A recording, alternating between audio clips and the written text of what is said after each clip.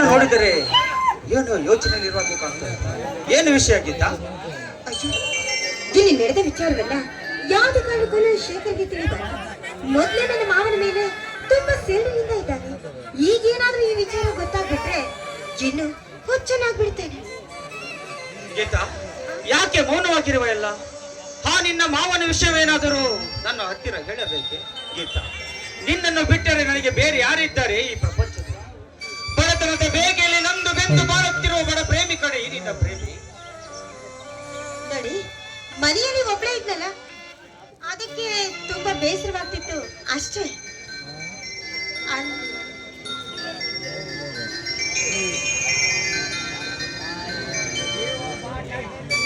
ಗೀತಾ, ಹೇಗೆ ಕ್ಷೇಮವಾಗಿರಲಿ ಗೀತಾ?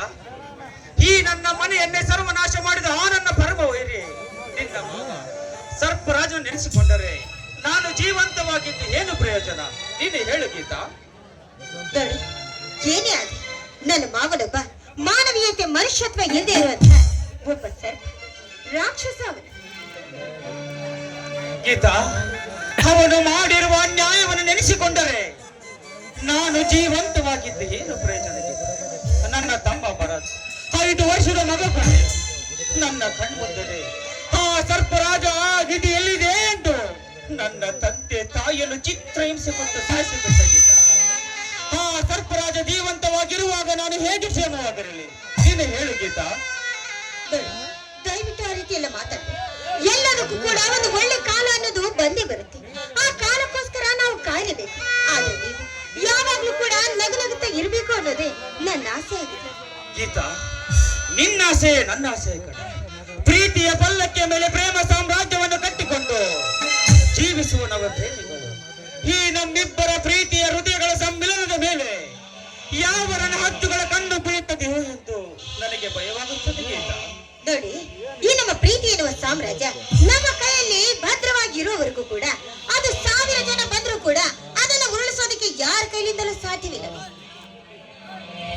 ಗೀತಾ, ಚಂದಿರನ ಕುರಿತು ಬೆಳದಿಂಗಳು, ಬೆಳದಿಂಗಳ ಹೆಸರೇ ಹುಣ್ಣಿಮೆ.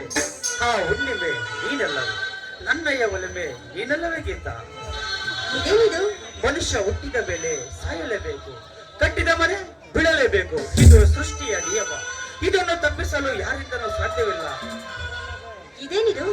ಇವತ್ತು ಕವಿಗಳ ರೀತಿಯಲ್ಲಿ ವರ್ಣನೆ ಮಾಡ್ತಾನೆ ಇದ್ದೀರಲ್ಲ ಗೀತಾ.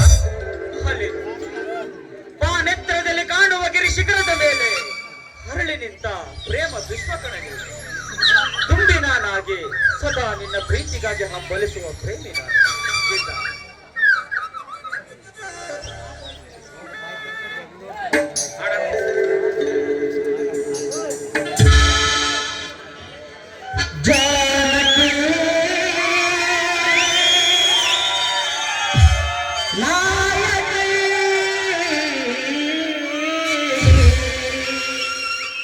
Janaki